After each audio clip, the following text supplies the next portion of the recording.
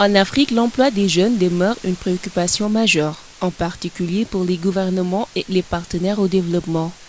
En effet, près de 80% des jeunes entre 15 et 24 ans sur le continent sont en situation d'emploi précaire.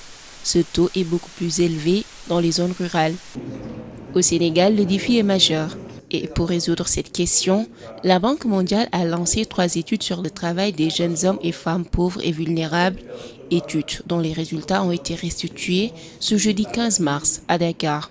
La synthèse que nous avons fait des 3 études révèle qu'il y a en gros 5 messages clés qui mènent à conclure qu'effectivement au jour d'aujourd'hui, les femmes, les jeunes et les femmes en particulier sont un peu piégées dans la faible productivité. Et effectivement, elles sont piégées dans des occupations informelles et pas très rémunératrices. Aujourd'hui, la mise en œuvre de grands engagements politiques pris par les plus hautes autorités du monde en faveur de plus d'inclusion économique et sociale des jeunes et des femmes, en particulier, réside dans la promotion de l'indépendance économique et de l'autonomisation.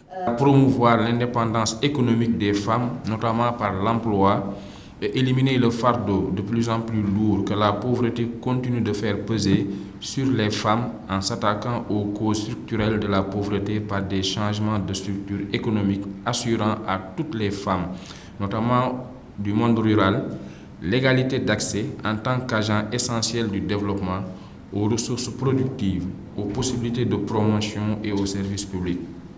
L'autonomisation des jeunes et des femmes doit être une réalité palpable. C'est ce à quoi le gouvernement s'est engagé avec ses partenaires comme la Banque mondiale. Il faut également s'atteler à diminuer les inégalités de genre, qui aujourd'hui font que presque 2/3 des femmes sénégalaises ne sont pas actives économiquement. Il faut que tous les jeunes puissent s'insérer dans la société, et ce, quel que soit l'endroit où ils vivent ou leur statut socio-économique. Cet atelier de Dakar a permis de mettre l'évidence empirique la plus récente sur les conditions des jeunes et des femmes en termes d'accès aux opportunités économiques et les contraintes auxquelles ils font face. Il a de même été un point de départ pour créer un consensus autour des bonnes orientations et lignes d'action suffisamment objectives et susceptibles de favoriser l'employabilité des jeunes en milieu urbain et ruraux du Sénégal.